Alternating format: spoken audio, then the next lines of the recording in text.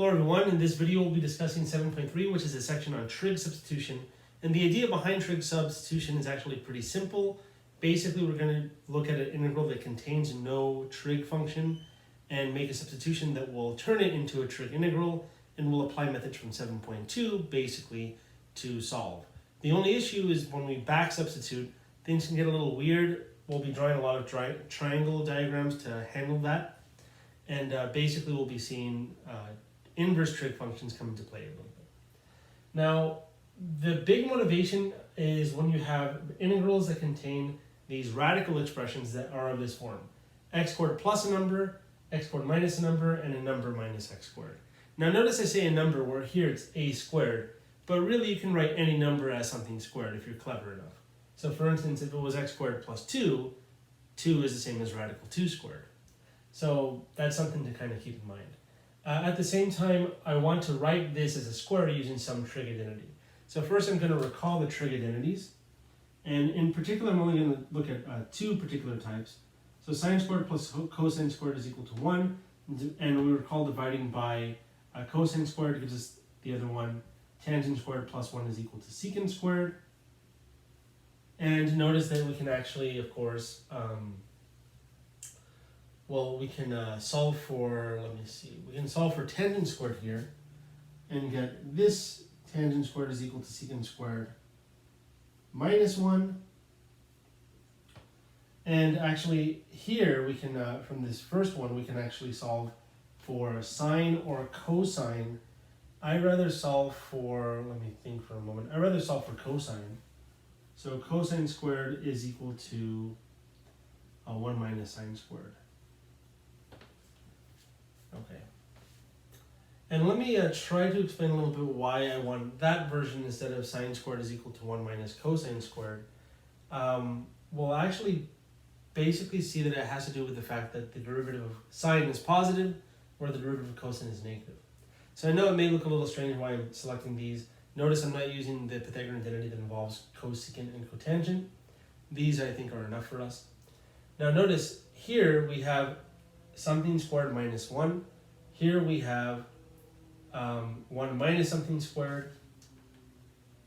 And here we have 1 plus something squared. So we're actually going to be using these identities. So we'll use this one where we have a number minus a square. So that's going to be this third case. So we're going to use cosine squared theta is equal to 1 minus sine squared. When we have x squared minus a number, we're going to use this one. This looks kind of like that. So we're going to use tangent squared theta is equal to secant squared minus 1. And this one is a sum of squares, and that's going to be tangent squared plus 1 is equal to secant squared. All right. So you're probably thinking, what the heck am I talking about? Because it doesn't really look like there's too much of a connection right now. But basically, we're going to try to mimic this Pythagorean identity in the radical. And I'm just going to say right now, it won't always be a radical. In fact, sometimes there is no radical. It could, for instance, be x squared plus 4 all squared, or all to the 3/2 power, which is kind of a radical. But usually it'll be radical expressions like this. Okay, so how can we make this look like this? Well, if x is equal to a times secant, I'm sorry, not a times secant, but a times tangent, then what we'll actually have is, well, let's see. If x is equal to a times tangent, so we're going to use the substitution x is equal to a times tangent of theta. So not quite a u substitution, but it's a substitution where we let x be something in terms of theta, instead of u be something in terms of x. So it's kind of a backward substitution. But we can definitely consider this kind of substitution. And notice if x is equal to this, when you square x, what do you get? You get a squared tangent squared theta. And since we're adding a squared, notice these both have a squared in common. So if you can actually factor the a squared out, you end up with tangent squared theta plus 1. And what's really nice is since tangent squared plus 1 is secant squared, well, after square rooting this, because this is just x squared plus a squared, we end up getting a times the square root of this is secant squared. Now, technically, when you square root a square, you get the absolute value of that value. So the absolute value of secant. but we're going to not deal with too many technicalities. In fact, usually when you use these substitutions, you take data to be in a certain region, meaning that we want the cancellation to be clean, so we have no absolute values to consider. So what's kind of nice is we basically get the other one. And what do I mean by other one? Well, this is x equals a tangent, and the radical term ends up being a secant. So that, believe it or not, is some key insight we'll be seeing a lot in these problems. So similarly here, we're going to let x equal, well, secant theta. And as a consequence, this radical will turn into a tangent, but I'll let you verify that on your own using this argument here. And here we'll let x equal a times sine. And notice if we had let x equal a times cosine, its derivative dx would be negative because derivative of cosine is negative sine. So that would be in the case where we would use sine squared is equal to 1 minus cosine squared. And that's why we're not using that one, because we'll get a negative in our differential part of the substitution. Okay, so now I'm going to clean this up real quick, and we're going to now do this example. And basically, this is all we're going to be discussing in this section, just kind of which one of these is applicable and what it will lead into, because they get a little crazy. So here we're going to use the substitution x is equal to, let me write it over here, I suppose. Well, this is a number minus x squared, so that's the third case. So we want to let x equal the square root of 9, which is 3, times sine of theta. Now in doing that, we need dx, which is 3 cosine theta d theta. And the really nice thing about this type of substitution is that d theta is already, well, I guess dx, I should say. Sorry, I'm going to put d theta. There we go. Dx is already solved for. We don't have to do any weird solving like we would with u substitution. But now, what's x squared? Well, x is 3 sine, so x squared is 9 sine squared, over the square root of 9 minus x squared. And again, x squared is 9 sine squared. And then dx, what's dx? dx is 3 times cosine of theta d theta. And what's really nice here is that notice we can pull the 9 out. So let me just kind of write that here in red, so I don't have to rewrite this expression so many times. So if you pull the 9 out, you get 9 times the quantity 1 minus sine squared. But notice that's just cosine squared. So in total it's 9 cosine squared. But since it's under the square root, we can square root 9 to get 3 and square root cosine squared to just get cosine. So kind of like I mentioned previously, if our substitution is x equals 3 sine, then the radical expression 9 minus x squared will be the other one, 3 cosine. And when I say other one, I mean the other trig function that's involved in the Pythagorean identity that's associated with what our substitution is. Okay, so this radical simplifies quite nicely to just 3 cosine. So that's the point of that red stuff there. Let me just erase that. It's here. So now we have, let's see, 9 sine squared over 3 cosine times 3 cosine theta d theta. So these actually just cancel out outright. We can pull the 9 out, and look at that. This is something we definitely saw from 7.2. We'll use a power reducing formula here.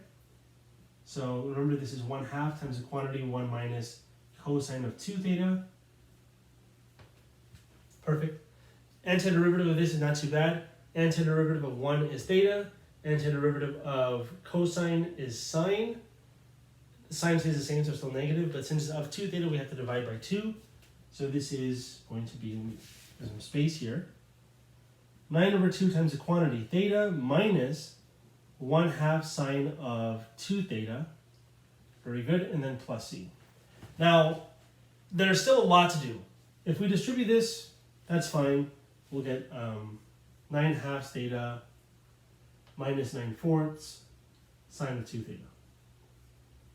But this is far from the answer. Why is that? Because this is using our substitution, we need to write things back in x. So I'm going to clean this up, shift this up here, and then we'll continue. All right, so the first bit of news here is actually not too bad. This term we can actually write in terms of sine inverse. And I can actually show that here. Considering this substitution, if you divide by 3, and then take sine inverse of both sides, we get that theta is equal to sine inverse of x over 3. So that's a part of our substitution. So that's not too bad. So in fact, this part is basically dealt with. This part, not so much. We need to write sine 2 theta in terms of sine of theta. Now, I know a double angle formula for sine of 2 theta. In fact, I know that, let me just kind of write this. So this is 9 over 2 sine inverse of x over 3 minus 9/4. And now I'm going to apply our double angle identity. Sine of 2 theta is 2 times sine of theta times cosine theta, which we kind of saw a little bit in 7.2. The only issue is, though we do have sine theta, that's just x, 3 sine of theta is x anyways, we don't have cosine theta. There's a way to write it in terms of this, but one way of seeing it, and I think the better way of seeing it really, is to solve for the trig function. And we did that actually here. So we solve for the trig function, you get sine of theta is equal to x over 3, so we can create a right triangle with angle theta. And since sine of theta, according to this, is x over 3, and recall the sine is opposite over hypotenuse, so this will be x over 3 like this. We can find the remaining side by considering Pythagorean theorem. So it's going to be, notice, this squared minus that squared is going to be what this squared is. So in other words, this will be the square root of 3 squared minus 9 squared. 3 squared minus x squared, I should say. And notice this part, the missing part of the triangle, is literally the radical expression that we had in our integral. And that'll basically always happen. But it's in your best interest to kind of go through the motions, of course. All right. So why am I doing this? Because, well, we know what sine is. Sine is x over 3. So we can replace sine with x over 3. That's fine. And now cosine is what? Well, again, sine was opposite over hypotenuse. Cosine is adjacent over hypotenuse. So that's actually going to be radical 9 minus x squared over 3. And the really nice thing here, and again, we're getting rid of these for these values, and notice that the 9 actually cancels with these two 3s. 3 times 3 is 9 in the denominator. And we actually get more cancellation even because of this 2 and this 4. So it's 1/2 actually. Perfect. So in total, we're done. We're completely done. We have 9 over 2 sine inverse of x over 3 minus 1/2 x radical 9 minus x squared plus c. I'm not going to check this, but you can check this by taking the derivative to show that it's this. And now we're going to do a few more examples, basically one of each of the other cases, along with a more particular type of case that embodies one of these. And let's take a look at those right now. Right, so this one looks a little funny. Of course, this is where we have x squared minus a number. Notice the dx on top, we can actually move that off to the side if you like. I like seeing it like this better, but if you want to write dx on the top, that's fine. In fact, you know what? It kind of seems like I'm indecisive, but I'll leave it on top for right now, and you'll kind of see why in a second. Basically, with our substitution, we're going to have something times d theta, so I'm just going to do it so that dx will be replaced with that expression, and then we'll leave d theta off to the side. Okay, so with that being said, let's figure out what substitution we must use. So remember, if you have x squared minus a number, that kind of reminds us of tangent squared, because tangent squared identity is equal to secant squared minus 1. So with that being said, we want this to be secant squared. And in particular, notice this is this minus 1. So this is actually not something that we can use the table directly with. We kind of have to think a little bit about how we can make this the case. So how can we make 9x squared equal to secant squared? Well, if you square root both sides, you'll get 3x is equal to secant. So if 3x is equal to secant, meaning x will be 1/3 secant, this will totally work for us. So this, again, it's a little different from the table we saw previously, but it totally works. So if x is equal to that, then what will dx be? Dx will be 1/3. Derivative of secant is secant times tangent, and then don't forget the d theta. So now, applying our substitution, let's see what we get. So dx is 1/3 secant tangent. So let me just write secant tangent. I'll write 1/3, I guess. And then d theta off to the side, like I mentioned. Now notice x to the fifth is going to be 1/3 to the fifth. So that's 1 over 3 to the fifth, by the way. 1 to the fifth over 3 to the fifth. X to the, so times sine to the fifth. Yeah, not the greatest. And this radical I'll actually handle off to the side here. So remember that we have 9x squared. So we know 9x squared is the same as 3x all squared. And notice 3x is the same as secant in this case if you multiply by 3. In fact, that's how we got this substitution anyway, so that should make a lot of sense. So this is just going to end up being secant squared minus 1. And we know secant squared minus 1, of course, as we previously discussed, is just tangent squared. And square root of tangent squared cancels the radical, and we just get tangent. I think we're in okay shape here. Perfect. So this radical amounts to tangent of theta, and I think we basically have it. We're kind of we're in really good shape, actually. So notice the tangents straight up cancel. We have cancellation of the secant, so there's 4 left on the bottom. And we have this 1/3 over 1 over 3 to the fifth scenario. But notice if you multiply the top fraction by reciprocal of the bottom, you end up getting 3 to the fourth, all in all. So that's some arithmetic. Basically, if you multiply top and bottom by 3 to the fifth, these cancel out, but here you have 3 to the fifth over 3, which is just 3 to the fourth. So we can get rid of these by pulling 3 to the fourth out, which by the way is just 81. So all in all, we have 81 times the integral of, I would write 1 over secant to the fourth, theta d theta. But notice the reciprocal of secant, this is a trig identity. Reciprocal of secant is cosine, of course, because the reciprocal of cosine is secant. Right. So the reciprocal of secant is cosine. So this is actually just cosine to the fourth, theta d theta. Which again is something we've seen from 7.2. Now the one thing I'm missing here, of course, are the limits. So we'll do our best to figure those out. So we want, remember, these are x values, right? So I'm just going to emphasize on that. These are x value limits. We're going to change them into theta limits. So what values of theta will result in these values of x? Well, let's see. If x is 2/3, then we have 2/3 is equal to 1/3 secant theta. So notice if you multiply by 3, you get 2 is equal to secant. And if you reciprocate both sides, you get 1/2 is equal to cosine. Now, cosine is 1/2 when theta is pi over 3. If you recall the unit circle. So that works out. In fact, that's really true up here. It's pi over 3. It starts up here anyways. Good. And now what about the other one? Well, it's going to be pretty similar. So notice here for the other one, I'm just going to kind of reuse this if that's okay. This would be radical 3 over 2 multiplied by 3 would give you radical 2 is equal to this. And then reciprocating would give you 1 over radical 2. And if you rationalize 1 over radical 2, that's just radical 2 over 2. And cosine is radical 2 over 2 when theta is pi over 4.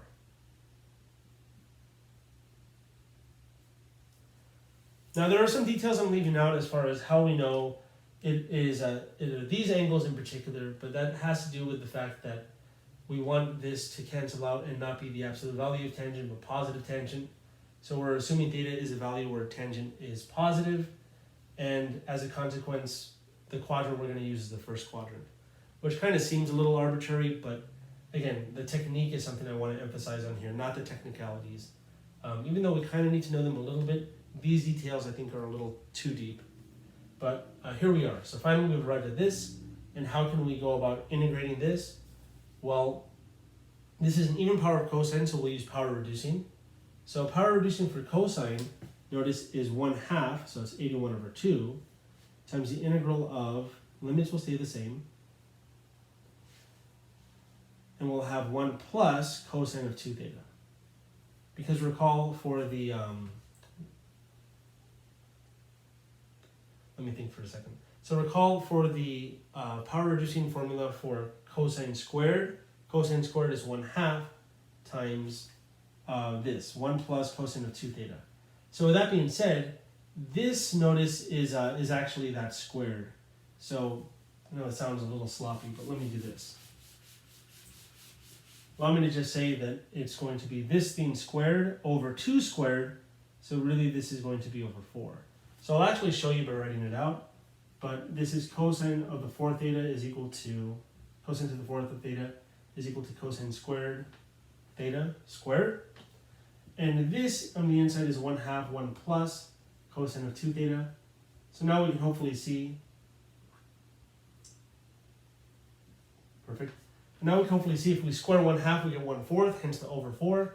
And if we square this, we get that. And then d theta. So now we're going to expand this out. We get 1 plus 2 times their product plus the last one squared, which is cosine squared of 2 theta. And put parentheses there just for emphasis. And then again, this is still the integral from pi over 4 to pi over 3. And an 81 over 4 on the outside still, and we still have the d theta. Nice. So we can actually antiderive 1 and 2 cosine of 2 theta rather easily, but this one will require another power reducing formula. So I'm actually going to handle that integral off to the side over here real quick. And it's not going to be too bad. So let me just say that the integral of cosine squared of 2 theta is equal to, So I'm going to use power reducing here. Power reducing of cosine squared is 1/2 1 plus cosine of the angle doubled. So you'd expect me to write 2 theta, but that's true for cosine squared of theta. For cosine squared of 2 theta, the angle doubles yet again, and now leaves us with 4 theta. And we don't need the parentheses now. Okay. Now the antiderivative of this we know, antiderivative of this we know, so we end up with 1/2 theta plus, because the antiderivative of cosine is positive sine, since it's of 4 theta, we have to divide by 4, so multiply by 1/4. If we distribute this 1/2, we'll get 1/8 in total. So the antiderivative of this last term here ends up being those two, and this ends up being, well, we can actually do this right now. So let's see. So antiderivative of 1 with respect to theta is just theta itself. Antiderivative of cosine of 2 theta is positive sine of 2 theta, but then you have to divide by 2. So notice that'll cancel this 2 here, so we don't need to write anything in front actually. And then this, again, we already agreed is equal to that. So that's 1/2 theta plus 1/8 sine of 4 theta. Wow. And now evaluate finally in between pi over 4 and pi over 3, and then we'll be done. All right, so can we just do this in one shot? Let's try. This problem's taking a little bit of time, but to be quite honest, these problems generally take a little bit of time. So notice that the previous problem, by the way, we had to back substitute and we had the triangle set up. If you have limits, you never really have to do that because you can change the limits. If you don't change the limits, then you back substitute, which in that case you would need the triangle setup to write that. And then you can plug in the limits. But doing it this way is a little more fluid. So let's see, we'll plug in pi over 3, and I'll worry about the 81 over 4 at the very, very end. So I'm just going to write that so we don't forget it. When I plug in pi over 3, here we get pi over 3. Oh, notice. These two actually combine to 3 over 2. I don't know if that comes up on the screen or not. Yeah, it does. Well, yeah. So it's 3 over 2 theta. So 3 over 2 theta times pi over 3. Well, 3 over 2 times pi over 3. For the first term here. And then we have this one and this one. So let's see, it's going to be sine of 2 pi over 3. What's sine of 2 pi over 3? Well, I'll let you think about it a bit, but it's going to be radical 3 over 2. And here we're going to get 1/8 sine of 4 pi over 3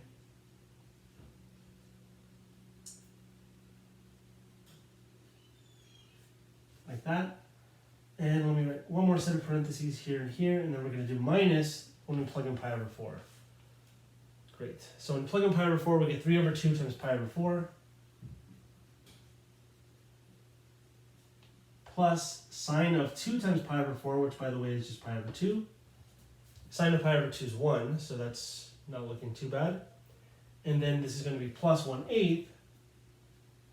4 times sine of pi over, 4 times pi over 4 is just pi, so we get sine of pi. And I'm missing the 1/8 there, but it really doesn't matter because of course sine of pi is 0 anyways. So I'm being kind of detailed here in writing all of the intermediate steps, but we deserve to see it to some extent, so that's fine. So notice there's a lot of cancellation we can handle before actually evaluating some of the things. And again, this is 1. This goes to 0 because sine of pi is 0. And let's see what we get. So we get 81 over 4 times the quantity. So again, sine of 2 pi over 3, that's in the second quadrant. Sine is positive there. And its reference angle is pi over 3. Sine of pi over 3 is radical 3 over 2. So this is also radical 3 over 2. So the first term is pi over 2. And then we have plus radical 3 over 2. And then plus 1/8 times, well, let's see.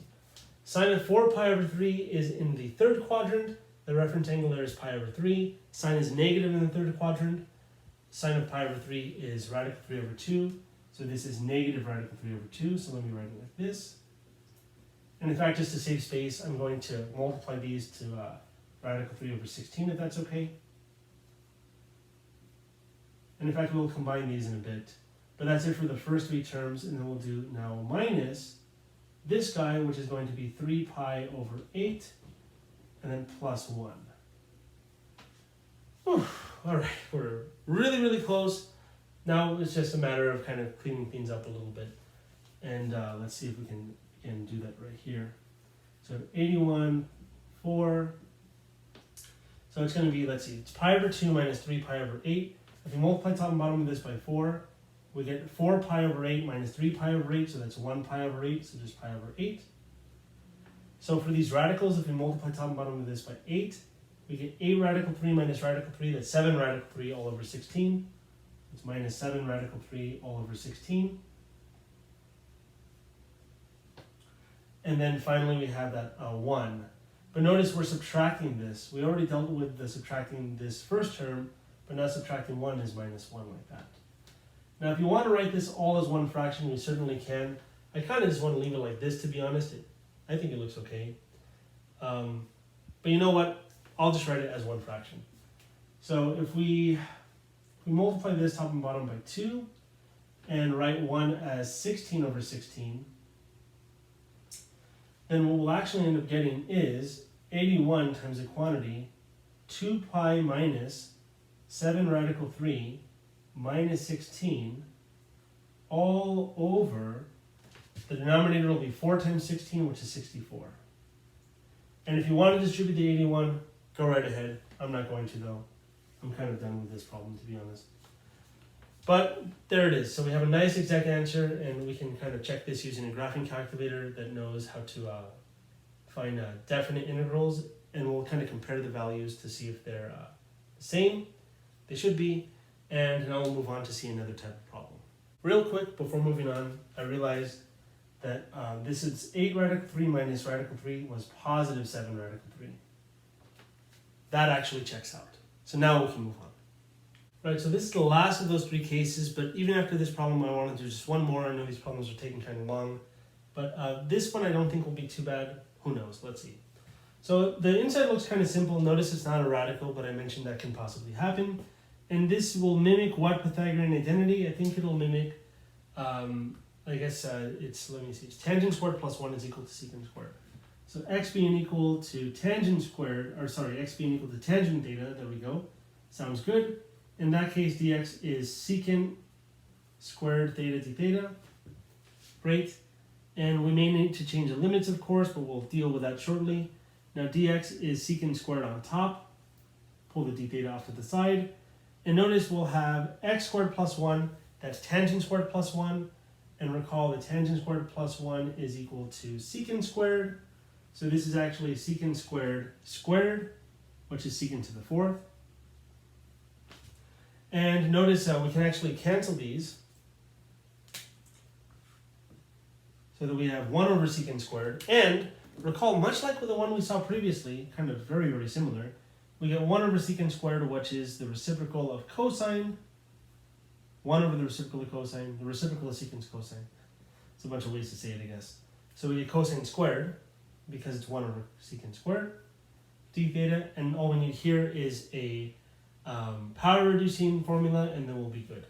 But if we want to change the limits, which I definitely want to do, let's consider when x is equal to 1, we'll get 1 is equal to tangent. And I know 1 is tangent when theta is equal to pi over 4. And then when x is 0, well, I know tangent is 0 when theta is equal to 0 itself. So these new limits are now from 0 to pi over 4. This problem isn't too bad. Now power reducing.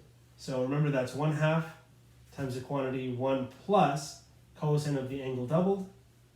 It's just theta this time, so that's double is 2 theta. Good, limits stay the same.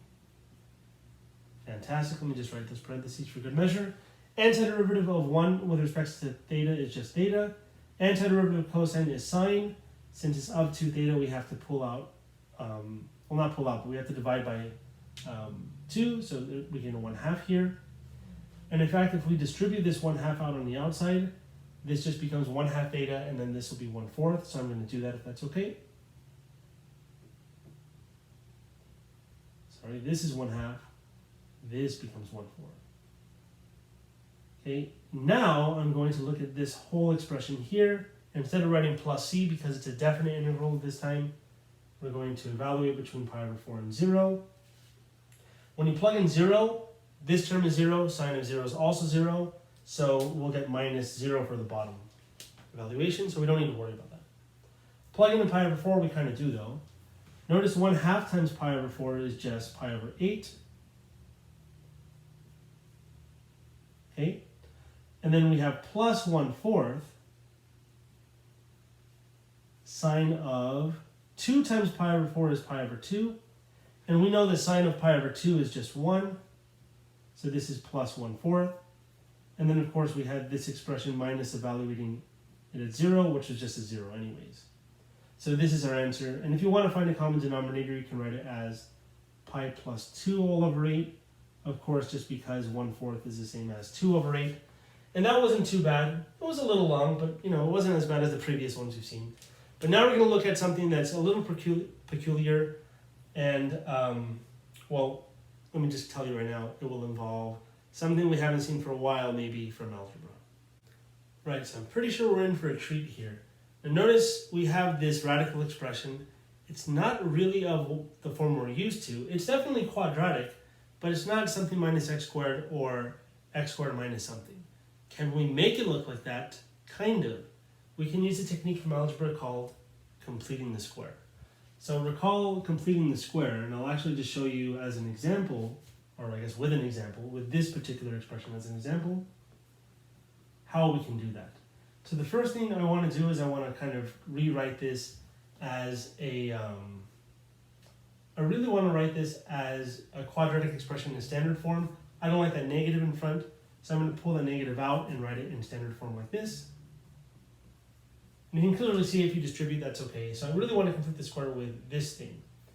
Now, I can recall that x minus 1 quantity squared is equal to x squared minus 2x plus 1. And this is actually super close to that. Notice this is a 3 and not a 1. Negative 3 and not positive 1, actually. So in reality, this is not too bad to complete the square. But in general, what you want to do is take a look at the number that's in front of x, so long as there's no number in front of x squared. You take a look at these pairs like that. You take a look at the number in front of x again. You half it, then square it, and that's the number you need to complete the square. So in this case, if we take a look at negative 2 and we half it, we get negative 1. So that's what we basically get inside here next to x as a completed square. But then if we square this, we get 1, which is the term we need to add here to make it a square. Okay, so there's a few ways of seeing that.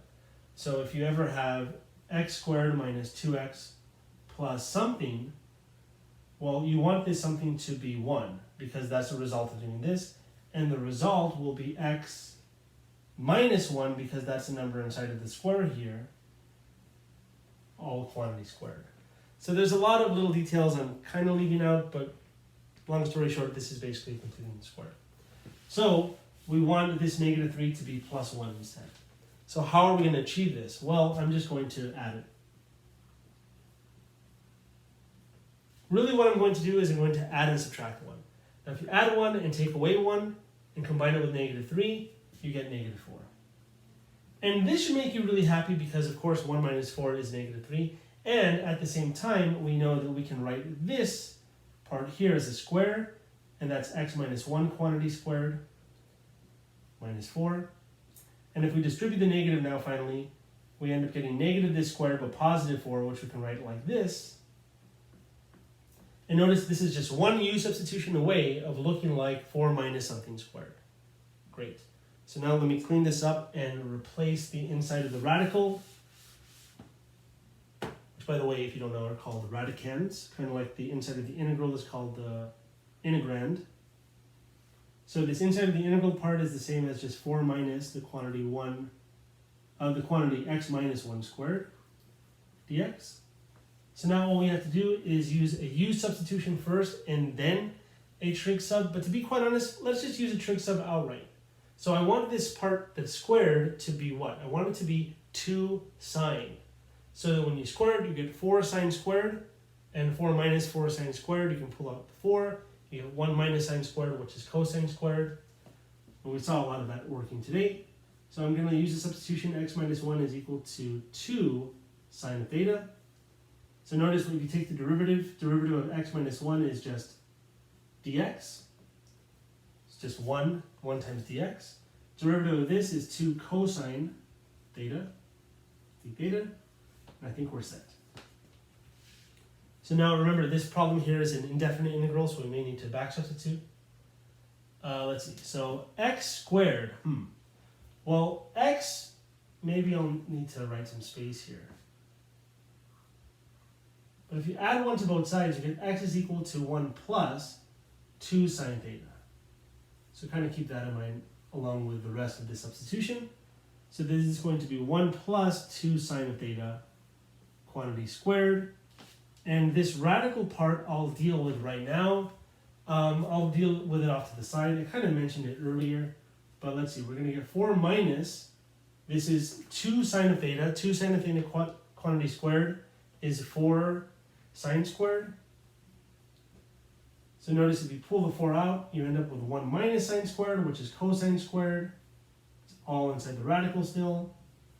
And of course, if you square root this, you get the square root of 4, which is 2, and the square root of cosine squared, which, long story short, is just cosine.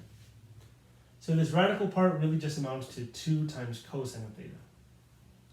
And then, and then dx, almost forgot that part. What's dx now? Dx is 2 cosine theta d theta. Jeez. Oh, so we have a little bit of work to do. We have to expand some things out and multiply things in. Notice we have 2 times 2, which is 4, so I'll pull that at the very end, outside of the integral. I'll expand this out to get 1 plus 2 times the product is going to be 4 sine theta, plus the last one squared is going to be 4 sine squared theta. And then notice we have cosine times cosine, which is cosine squared. So we can distribute that in, and we actually get a load of fun integrals that we'll have to solve bit by bit. So we get cosine squared, we've seen that before. 4 sine theta cosine squared, we've seen something like that before. And then 4 sine squared times cosine squared. We haven't quite seen one that actually has 2 even powers, at least not in a lecture video, but I mentioned how you can solve that in 7.2. So great, I think we're all set. Now we can just take this, split this up, and then solve each of these integrals. And I'm going to erase a few things, write them above, and then we'll finish the problem off. Right, so I've split this up into 3 integrals. I've also distributed the 4, so we have 4 times this, 4 times 4 is 16, and 4 times another 4 is also 16. And we're going to solve these a little bit differently. These two will involve power reducing, this won't. This one I think is more simple. So recall that if u is equal to cosine, then du will be negative sine theta d theta. So that will actually work quite nicely here. So we're going to let u equal cosine. So that du is equal to negative sine theta d theta, but I'm going to just multiply by negative because we kind of know how that goes. So negative du is equal to this, so we can pull the negative out using this substitution. So we end up getting negative 16 times the integral of, let's see, sine of theta d theta is replaced with du. Well, it's a negative du, but we pull the negative out. And cosine is replaced with u, so that's u squared. Now the antiderivative of u squared is u to the 3 over 3. So that's going to be negative 16 over 3. U to the third, but since u is cosine, that's going to be cosine to the third. So that's our middle term here. And now let's, this one honestly I'm kind of saving for last because it's going to be a lot of fun.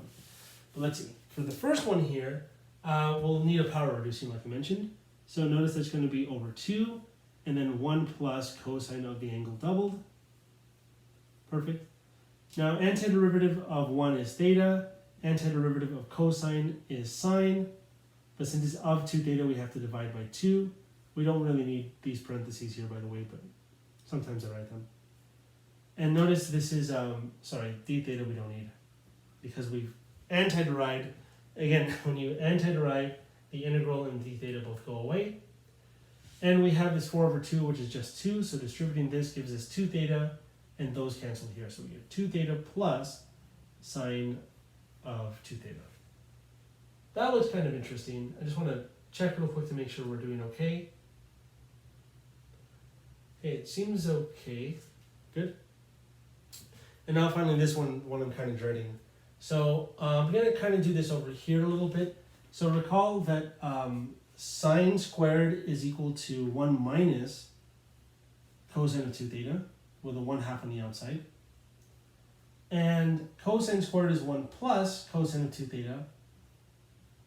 Also the 1/2 on the outside, so 1/2 times 1/2 is 1/4. Notice this is a difference of squares. In reality, since the powers are the same, we can write this as sine times cosine all to the second. And we actually saw that if you have sine times cosine, you can write that as 1/2 sine of 2 theta. So we could actually use the identity sine theta cosine theta is equal to 1/2 sine of 2 theta. And that's really what we end up kind of getting here, because after using the difference of squares, we get 1 minus cosine of 2 theta, well, cosine squared of 2 theta. And notice if you square this, you get 1/4 sine squared of 2 theta, and 1 minus cosine squared of 2 theta is just sine squared of 2 theta. So I'm just going to square this to kind of show that. What we end up getting here is 16 over 4, pulling this 1/4 out, because again 1/2 squared is 1/4, of the integral of sine squared of 2 theta. Alright, so now this requires its own power reducing formula. 16 over 4 is 4, but the power reducing for sine squared is 1/2, so we get an over 2. So again, 16 over 4 is 4, but then we get that over 2 because of the power reducing for sine squared. And that's going to be 1 minus cosine of the angle doubled. Now the angle is 2 theta, so if you double that, you get 4 theta. And again, we don't need those parentheses actually. And then d theta. Perfect. Now the antiderivative of 1 is just theta. The antiderivative of cosine of 4 theta is sine. Antiderivative of cosine is positive sine, so the sign remains negative. Since it's of 4 theta, we have to divide by 4. And then if we distribute this, notice we end up getting 2 theta minus 2 over 4 is 1/2 sine of 4 theta. Great. So now what? Well, now we're done. All we have to do now is just combine these, and that's our answer. So I'm going to do that, of course. I could just box them and write plus c, but I'm not going to be too lazy about it, even though this video is way, way too long probably. So this is what I end up getting here. Oh, look at this, look at this. 2 theta plus 2 theta is 4 theta. Fantastic. If we didn't combine them, like write them in one thing, then we wouldn't see that combination. And then minus 1/2 sine of 4 theta, and now we can write our plus c finally. But hang on a minute, we're not actually done, because this is in theta. Our original integral was in x, so what do we do? Well, let's recall what our original substitution was. It was x minus 1 is equal to 2 sine theta, So great. Man, so happy too. I thought we were done, but we're not done. We have to find theta, and we can actually solve for theta here by dividing by 2. If you divide by 2, you just get sine. Take sine inverse, and that'll be theta. So this 4 theta right here is going to be 4 times sine inverse of that expression, x minus 1 all divided by 2. That's just the first term. Now, what about sine of 2 theta? Well, recall that sine of 2 theta is equal to what? It's equal to 2 times cosine times sine, right? Man. So now, well, we have sine, we don't have cosine though, so we'll have to create a triangle, which is not too bad based on what we have here. So we're going to create a right triangle with angle theta, and recall that sine is opposite over hypotenuse, so this is going to be x minus 1 over 2. So that means that the other side here will be what? Well, it's going to be the hypotenuse squared minus this squared will be this, and it's the square root of that. But I guess we can just do it out. I'll just kind of do it over here, I guess. So there's going to be 2 squared, which is 4, minus x minus 1 squared. Now this is actually our original quantity we had inside the radical, which the expression escapes me to be quite honest, so I'll actually write it out. So it's going to be 4 minus, if you square this out, we get x squared minus 2x plus 1, but then if you distribute this negative, these signs change. And notice 4 minus 1 is 3, so that becomes a 3. So, in fact, this sounds familiar. So it was 3 plus 2x minus x squared. So 3 plus 2x minus x squared. Great. And now what? Let me erase the work there. Well, now that's cosine. Well, cosine is that over 2, I should say. So that means this term here, again, is 2 times cosine times sine. So that's 2 times, well, cosine is that radical over 2. So that radical expression divided by 2. So notice the 2's cancel out there. And this sine is x minus 1 all over 2. So in total, this is going to be x minus 1 times this radical all over 2. That's sine of 2 theta. So let me write that as x minus 1 quantity times the radical 3 plus 2x minus x squared, and then that's over 2. Okay, now what? Well, now we have negative 16 over 3 times cosine cubed. We know what cosine is, it's that radical over 2, and I'll have to erase this part here, but that's okay because we can use a triangle to see what sine is. And cosine cubed, again, cosine's this over 2. If you cube that, the over 2 part cube becomes over 8, so that's kind of nice. Now, if you cube the radical, you get, I guess you get that expression times itself, or that expression times the radical. So it's almost like you have 3 radicals multiplied, 2 radicals cancel out. I'm actually just going to kind of take the cheap way out and write this as the expression to the 3/2, and that's of course because the radical is a 1/2 power, and then taking that to the 3 is taking the whole thing to the 3/2. And the really nice thing here is that notice we get cancellation. 16 over 8 is just 2. So this is this quantity times 2 and then over 3. Perfect. And now one last thing to take care of, and that's sine of 4 theta. What is sine of 4 theta? Well, we kind of have to do this twice. So sine of, let's see if we can follow. So sine of 4 theta is 2 times sine of half that angle, 2 theta, times cosine of half that angle, 2 theta. And now we'll have to use the double angle formulas for each of these. Sine of 2 theta is 2 times sine of theta times cosine theta. Cosine of 2 theta, there's like 3 versions of it. The one I just remember off the top of my head is cosine squared minus sine squared. That's probably not the best one to use, but let me just say, if it's cosine squared minus sine squared, let's use the one involving sine squared, because since cosine squared is 1 minus sine squared, this will amount to 1 minus 2 sine squared. Great. Awesome. So let's see, can we write that as an expression using all of this here? And I think we can. Notice this 2 times 2 part, we can pull that 2 out. In fact, we don't need parentheses here. 2 times 2 is 4. Sine is x minus 1 over 2. So we get cancellation actually one of the 2's. Cosine is that radical over 2. There we go. And that cancels out the 2 over here. So we're just having this times this radical. But then we have times 1 minus 2 times sine squared. So what's that all about? Well, let's see. So I'm going to try to bring this together here. And notice this is 1/2 times sine to the 4th. So we have a negative 1/2. And then sine, not sine to the 4th, but sine of 4 theta. So that's going to be, again, x minus 1 quantity times that radical. This is becoming super long. I don't think we have space. Well, that's unfortunate. And then finally we have what? 1 minus 2 times sine squared. So 1 minus 2 times sine squared, well, sine is x squared, not x squared, but it's x minus 1 over 2. I'm kind of losing my thought now. But if we take that quantity and square it and then multiply by 2, I'm going to have to erase the triangle. I don't really have too much room. But we want this. We want 1 minus 2 sine squared. But we know sine is x minus 1 over 2. We're going to square that. So that'll amount in x minus 1 quantity squared over 4. Kind of like this. And notice the over 4 and 2 cancel out, so we just have that quantity squared over 2.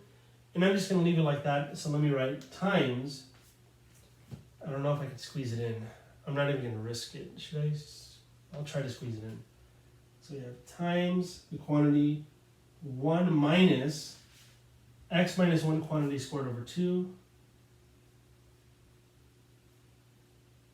Like that. And then we have plus c. So let me just write the plus c below here. And that'll be our answer. I feel kind of bad, honestly, because I think that this can be simplified.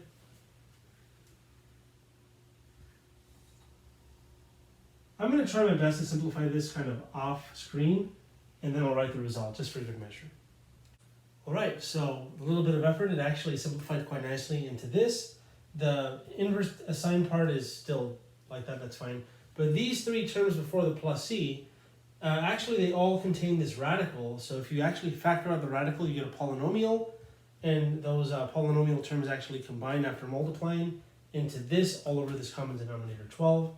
Which kind of makes sense because here the denominator is 2, 3, and here we have 2 times 2 is 4.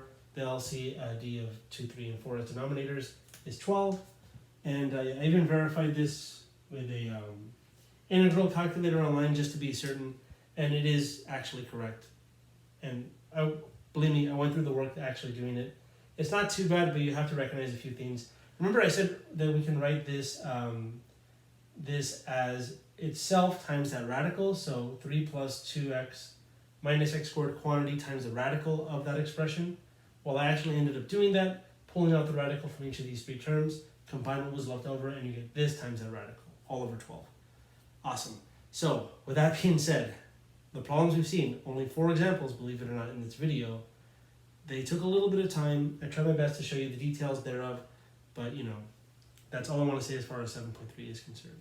Now, the next section is 7.4, and this is going to be basically the last big technique of integration before we bring everything together in 7.5. And yeah, I'll see you in the video for that. Hope you enjoyed this one. See you then.